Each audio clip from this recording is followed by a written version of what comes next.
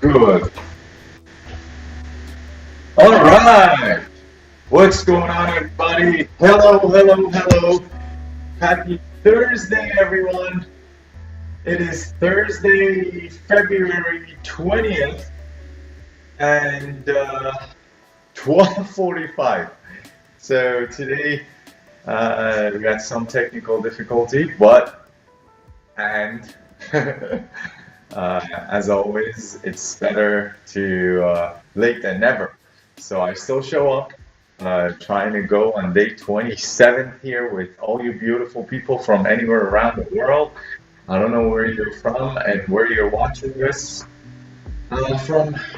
Please do tell us, where are you watching us from? I don't see all of the comments, especially the ones on YouTube and Facebook are primarily the ones that I do get to see. Most of the other channel comments, sadly, I don't see your comments. So please do reach out to me if you want to talk on Facebook, on Instagram, on LinkedIn, or on YouTube. This is our tag, and what do we do every day between the hours of 12 to 1 p.m. Eastern Standard Time? We come online trying to talk about strategies, ways that we could all grow together, because growth is all that we're about here. Okay, so if you're here watching this and you care about growth of your health, of your wealth, of your family, growth of your business, growth at your job. If growth is something that you care about, then you're at the right time, at the right place. Welcome. And our idea with this entire show, Consultants Without Borders Every Day, is to come to you and bring you so much value so that you can take actionable steps and turn complacency into action, massive action, because that's essentially the entire idea of what we do and what we specialize in helping you, in supporting you, in empowering you with the right strategies that you need to get your stuff in order, get your affairs in order, get your actions in order, bring more clarity to yourself, to your business, to your goals, and your success. And then with doing that, as you bring more clarity in and get rid of doubt, and as you bring more faith in, which only happens when you have more clarity, you're able to actually move towards your goals with more determined action. And that's probably, as I keep on saying, the number one killer of all dreams is really doubt, which doubt comes when there's a lack of clarity. So clarity is so important, figuring out where you are right now, where do you want to be, and figuring out how to shorten what's called the gap. So clarity can only come with work. There's no other way around it. You got to do the work for yourself. There's really nothing that I'm trying to sell you here but your own dreams. I want you to advocate for your dreams. I want you to stand up for what you feel like you want to experience in this lifetime, because it's all about bringing clarity through action. And the only thing you got to do to get yourself there and bring more clarity to yourself is to really do the introspective work. So this is considered one of that. We do a lot of introspective work. This is an introspective space where you get to actually ponder and ask yourself the right questions instead of the wrong questions, so that you would get better quality answers. Because the quality of the questions that you ask always give you the quality of the answers that you get. So when you ask yourself, and by the way, you know the answer to everything that you need anyways.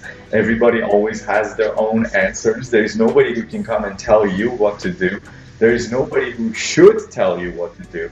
The only thing that people who are consultants, such as us, we get to do is that we get to ask you better quality questions so that you would hopefully give yourself, by not suppressing the truth and allowing yourself to be honest with yourself, the right answers that you need in order for you to find the clarity that you require so that you will start taking the steps that you must in a direction that you want to experience, whatever it is in life, more. Okay?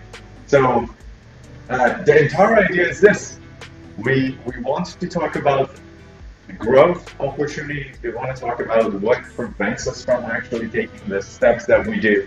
And we want to actually focus on what must happen for us to find clarity, bring it to ourselves, and actually be able to not get stuck. Because complacency and stuck are the complete opposites of what is required for us to be able to grow out of wherever right now in life. Okay, let's talk about some of the questions we've been getting, because I want to do justice to everybody, and especially for those who are asking us their amazing questions. Let's look at some of these questions on business growth, on your personal growth, and everything that can be done so that you could get to where you need to quicker. Okay, let's figure that out. Okay, we're gonna go and start with the business question. Okay, how about that? With some business ideas, that's always a good thing. We have a question from Richard from Texas. He has aftermarket car parts e-commerce store. Okay, cool, very specific. We sell aftermarket car parts online, and while we are growing, competition is fierce. Correct. Where isn't competition fierce? If there is money to be made, there is going to be fierce competition. Especially the higher up the hierarchy you go, there's going to be even more competition. Okay, so everywhere you are in any walk of life, that's what I want you to understand. It feels the same. And we see this time and over time in the questions that we get. Okay, so yes, competition is fierce and margins are getting tighter. Correct. That's also the same with almost all businesses, unanimously across the spectrum. I know I need to differentiate, but should I focus on branding a new product line or something else to stand out and scale?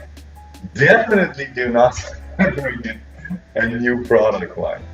So, all right, Richard, here's how it goes.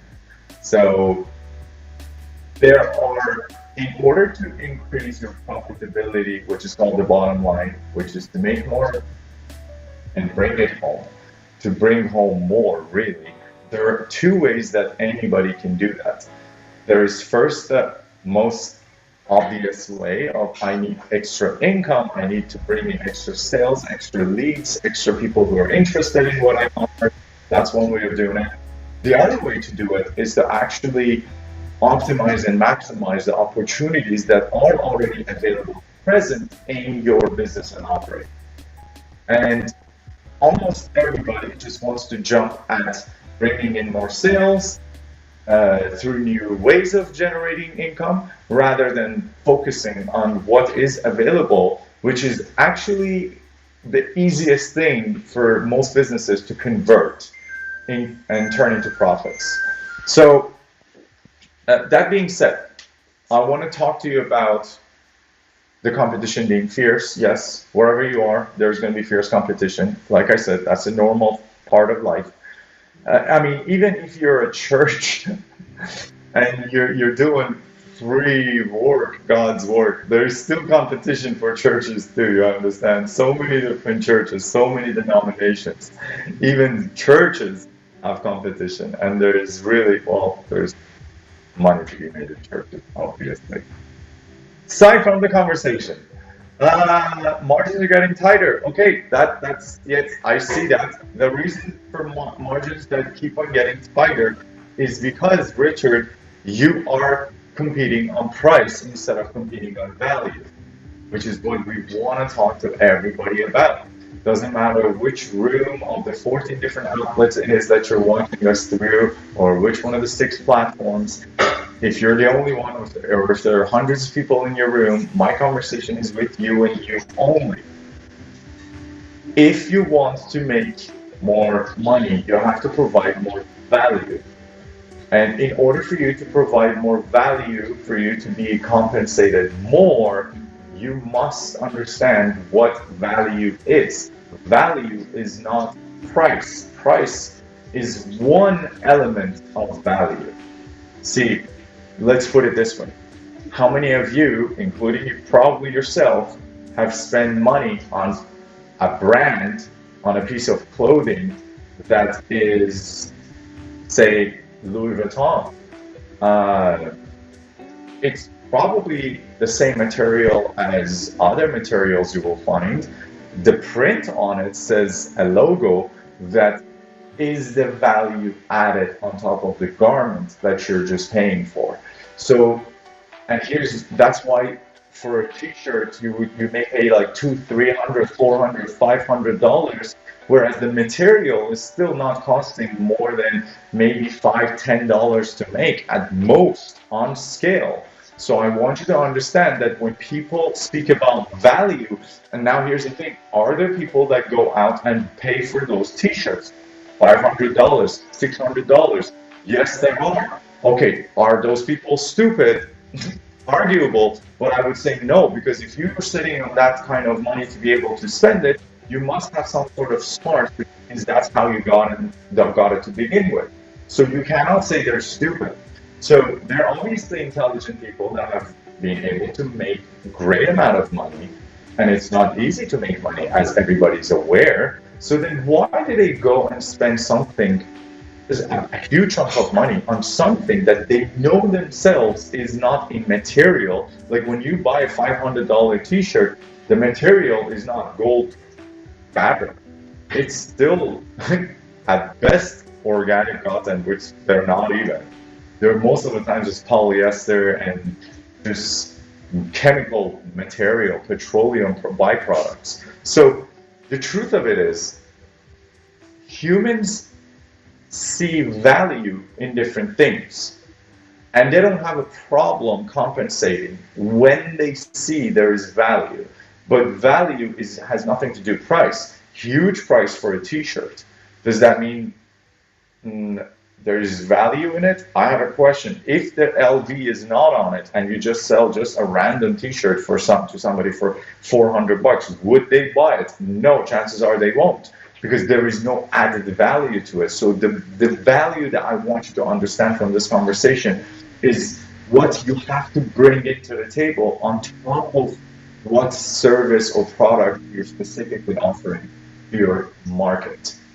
And that has to be something that is a unique offering opportunity. So are you able to provide your clientele something that is like a white glove service, something that is giving them extra services that nobody else is willing to do? Are you able to accommodate them on 24-hour, 7 days a week basis? Maybe can you bring some AI employees? By the way, you could check out AI Growth Rocket to see if you could use any AI employees for your business, so that you could automate things and actually be able to give your audience, your market, better access to your business, more quicker access. See, the thing is, we're living in 2025 where the people's attention span is, as I could see here, there's like people that join and then drop, join and drop, and join and drop. It's because everybody's just looking for that 3-second pleasure. And if they're not getting it within that immediate 3 seconds, they're like, yeah, this is not worth my time, I'm out of here. But I want to actually pitch this to you, hopefully, so that you get this. Are you able to provide more access at the age of 3-second attention to your customers, to your business? If you can do that, and the answer to that is always a yes, because you could do that with automations, you could do that with VAs, which are virtual assistants. You could hire these people, they're centers. They're, as I said, today, as we're talking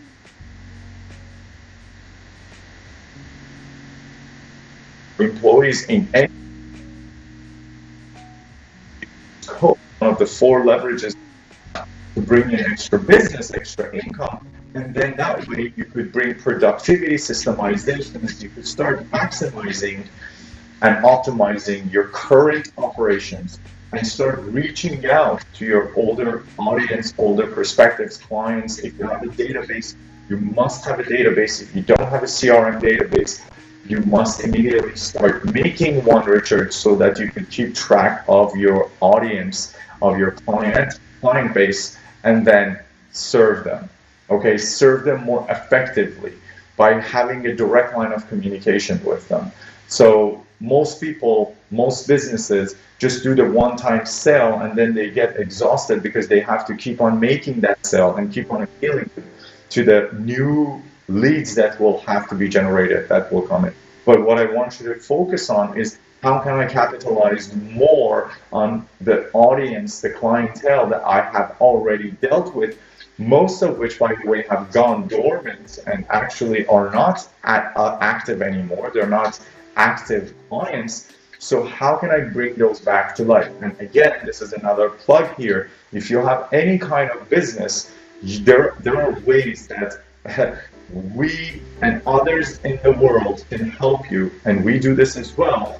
If you own a business with a database, it's called database reactivation, where we can actually help you bring those old dead leads alive. And we actually do this on a partnership basis, and we don't even charge the businesses upfront for that. So just so you know, Richard, if that's something you're interested in, then you could reach out to us and maybe we could help you out more.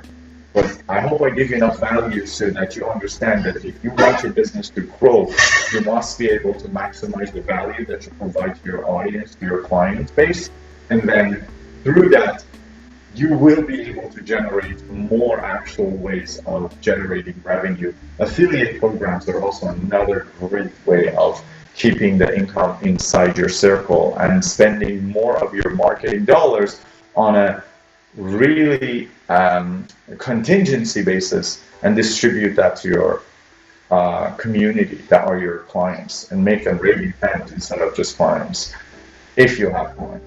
Most of the auto parts stores just have customers at best, but nurture those clients and turn them into raving fans by providing them affiliate opportunities and see how much faster your business will grow. Also maximize and optimize through automations, which will really take your game to the next level. Okay, I hope that helps you so much. Great question. Okay, now let's go to some career questions. We have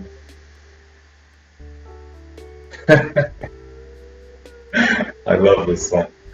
We have a question from Mr. Omar Khalil, and he says that he is a perfectionist holding himself back. A freelance designer from Miami, Florida. This is amazing. Of course, you're an artist. And yes, we'll talk about this a lot. Let's first read Omar's question. Omar says, I've been freelancing for years, but I can't seem to charge premium prices or scale my services because I feel like my work is never good enough. Oh, the imposter syndrome is very strong within this young one. Perfectionism is slowing me down, no kidding, but I don't know how to let go of it. All right, we'll talk about that. How do I overcome this mental roadblock? Amazing question, Omar. Let's get to this because so many people are literally dealing with this perfectionism curse. And it's a curse because if you actually want to think about it, without going too deep into the spiritual end of the spectrum, perfectionism is the lowest standard possible. And The reason for that is because perfection is just a thought, a state that is so elusive that it's not even one shape or form in your own mind as somebody who holds it, who holds yourself to that standard, if you will, of perfection. It keeps on changing. As you know, as an artist, when you keep on developing something, and then the more you go on, you're like, oh, I'm gonna add this here, and then I'm gonna add that here, and then, oh, this is still not perfect here, and then I'm gonna work here, and then you're like, yeah, this will make it perfect, and then you do that, you step back, you look at it, you're like, oh no, I could do this to it. So you see, it's never even one definition of what it is because it's so elusive. It's actually really just a vicious loop that limits you from being able to take a massive action and believe that something that is maybe not perfect in your own mind is already perfect to billions of years on this, billions of humans on this planet. And that's the critical thing to understand, because it will never be perfect in your mind. That's why perfection is called the lowest standard there is. So don't ever aim for perfection, because you're by default setting yourself up for failure, as you said yourself. You're not going to be able to believe, to have faith, to have trust. And that's why, especially for artists, it's so important to understand that. And again, this idea of perfection comes from our upbringing, comes from how we were raised as kids to believe that we're not enough and we need to do more and more and more to get approval and to get love. So while these have deep anchors and roots within our subconscious mind, I want you to be aware that just by being aware of the fact that you are holding yourself to a standard of perfection, you're already on the path of, if you will, kicking the habit. Does that make sense? Because the first stage in being able to deal with any kind of addiction is to acknowledge that it even exists. So because of that, I want you to be very proud of yourself. And every time that you do catch yourself in that moment, that this is not perfect, at that moment, stop yourself. And it's fair if you want to define a meaning and associate what must happen for something to be perfect beyond it makes me feel good or it doesn't make me feel good, because that is not descriptive or quantifiable. You must make your standards to which you hold yourself measurable, quantifiable, otherwise you're going to literally drive yourself to craziness. And by the way, those around you will also feel the same too, because this sips into your life. This mentality of perfection and seeking it actually sips into your personal life, sips into your professional life, your relationship with your family, with your friends, with your partner, with your kids, with whoever it is around you. So you must actually address this, because this is not something that has to do with work. This is the idea of living up to some sort of a standard that is beyond what I can achieve myself, is literally something that you gotta go deeper at a subconscious level and do the work of asking yourself, what will happen if it's not perfect? Okay, what if it's not perfect? What will happen? What is the worst that can happen? The worst thing that can happen? And the answer to that, I'll just cut it short for you, because you always go 6-7 layers deep. So for example, I did have a consulting with an artist, actually, an architect, that he was working heavily on a project and he wasn't releasing the work for the same reason. And then we asked him, so what makes you think? And he went through like 5 different iterations, by the way, of the completed job, and he just wasn't happy. So when we asked him, okay, so what is the worst thing that can happen if you were to release one of these? Worst possible thing. He would say that, well, my client's going to be upset. And I said to him, and by the way, we were sitting in this beautiful lake house, just so you understand, very successful person. They were now caught in this specific perfection cycle, this time because of the nature of the importance of the project he was giving it. And so he says, well, I guess my customer's not going to be happy. My client's not going to be happy. And I can't have a client who's upset. And I said, okay, no problem. So what happens, worst case scenario, if your client is upset? Because you see, that was layer one. Now we're going one layer deeper. What happens if your client is upset? Well, they could go and talk to other people about it and tell everybody that I'm not good and I'm not going to make money. And okay, good. So then what happens if they go and tell everybody that you're not good? Because there's two different things there. So now we're going to ask each one separately. Then I'm going to lose my business. My reputation is everything. Okay, so what happens if you lose your business? What happens? I'm going to be broke. Okay. And what happens if you're broke? Life's going to be shit. Everything is going to be gone. Now he's getting angry. What do you mean what's going to happen? Okay, no, but really, what's going to happen? Like, okay, from one person, now we're to the worst possible scenario. That I'm going to lose everything and my business and life and everything. And suppose you lose everything. What happens? What do you mean what happens? I'm saying, like, literally think about it. You have no more money, you don't have a house, like this disappears, and it's just you and yourself. Well, I'm not going to be seen. I'm not going to be loved. Oh. So that's what this is all about. Do you see?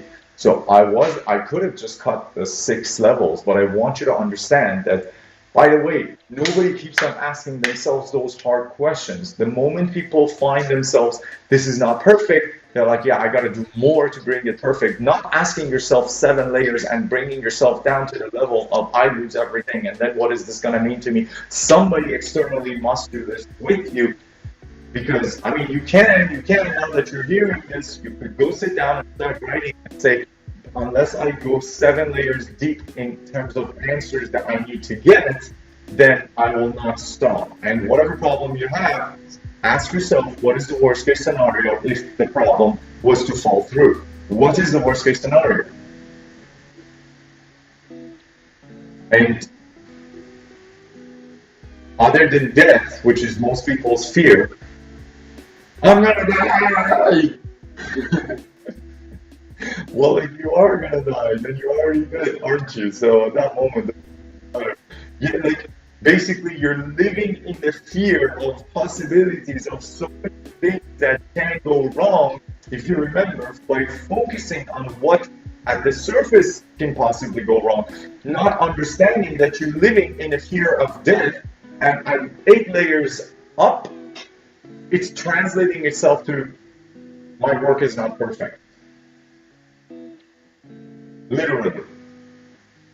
Or I don't look great, or I'm not perfection, or I'm not the person I should be. Everybody has their own thing, by the way. But I want you to understand that it's the constant living. Remember those 95%? So about 60,000 thoughts every day that go through our mind. By the time we're 35 years old, of that 60,000 thoughts, 95% of them is the same today as it was yesterday and the same as it was the day before, which means it's going to be the same tomorrow, which means we are constantly thinking and feeling this 95% the same as yesterday and the day before and the day before and the day before, which means we're constantly living in a familiar past and we can only expect a predictable future. Now imagine when the idea is always survival and perfection, and whatever it is, whatever wrong story you're holding yourself in standard to, that I gotta keep on doing this, I gotta keep on doing this. It's all because you're at the bottom, worried at a subconscious level, focusing on fear and survival versus thriving and gratitude. And this puts your entire body, your physiology, your psychology in a fight or flight mode, which only puts you in a state of distress, not being able to make clear decisions, not being able to actually be reasonable, able to even judge your own work from a place of unbiased perspective. Which means you're always going to be consistently in this endless loop of vicious loop from hell, we call it, or crazy eight, doesn't matter how you call it, but you get stuck in that. And then it goes up to frustration because I'm getting so worked up, I don't know what to do. And then you just get this paper and then you just like throw it away if you're our architect client. And then you get sad because you just bursted all your energy out through a burst of anger and frustration. And now you come down and you're like, oh, you know, I'm so not capable of pulling this together, and all the disempowering things, so useless, all the things that people say to themselves. And now you come to the depressed state of energy, not a peak energy, depressed state of energy, and in your system, in your mind. And that's what every human experiences. As you see, this has nothing to do with Omar alone. This is everybody's story. And I want you to click it out and snap it out if you get it. So, perfection is the lowest standard there is. And I want you to just take it for granted that every fear that we have in our lives is at the bottom, and it boils down to not being seen and not being loved, which seen is the precursor to us being loved. So really, it's all about love. It's all the fear of, am I not enough and am I not loved? So that's what it is. And I want you to work on those sub-modalities, on those thought patterns, and try to figure out and come to peace with yourself and how you can actually feel your absolute best. Because it's critical that you can feel enough and loved on your own. We've talked about this in previous days. I want you to be 100% capable and be 100% okay and loving with yourself. See yourself, love yourself internally, not by going and getting your nails done and getting your facial done. That's not love, that's called being pampered. Completely different things. I want you to recognize, I want you to respect and love yourself. And once you do that, then you can start now noticing that you are enough, that you are loved, that you are loved. And now, once you understand that, the way you're going to show up is going to change. The way you're going to behave is going to change. The way you're going to react is going to change. Everything in your life is going to change. You understand? All right, I think that's good. I think that's great. So, perfection is the lowest standard, Omar. Don't go in there. All right, so today's session, since I have a next meeting that I got to jump on, a client meeting, and this was great. We actually have a live coming up very soon as well, again, on our socials. I don't know where we're going to be, but there's going to be another one coming soon today. And thank you so much. Today we started a bit delayed because of technical difficulties, but every day between 12 p.m. to 1 p.m. we're here for you, trying to serve you, give you the best that we have, and we have research based on the best newest studies available out there, best strategies so that you push shorten the gap between where you are right now and where you want to be. And that's all coming to you No charge. We're just doing this as our way of doing community service, giving back, contributing, and all that we ask of you is to just show up for yourself. Show up for yourself. If these are helping you, just let somebody else know as well. Maybe it will help them. The least you could do is to like it, throw some love, do something, drop a like or something, so that we know that you're still alive and you have a pulse. That's how I can check on you digitally, just drop a comment, like something, so that we know you're there. Thank you so much. I love you. My name is Bliss. We do breakthrough consulting and AI integrations to make businesses more money. And as a part of what we are so blessed to do in our lives, we have committed ourselves to come and give whatever it is that we can to the community, so that those who cannot afford $500-600 per hour worth of consulting can get these for free. Okay? I hope you're getting a lot of value out of these. Love you so much. See you another day. And by the way, this is our page and all of our socials. Anywhere you are, you could find us with this hashtag, with this tag, with this handle, whatever it is. And let's reach out. Let's talk. Love you so much. Be well. Talk soon. Again tomorrow.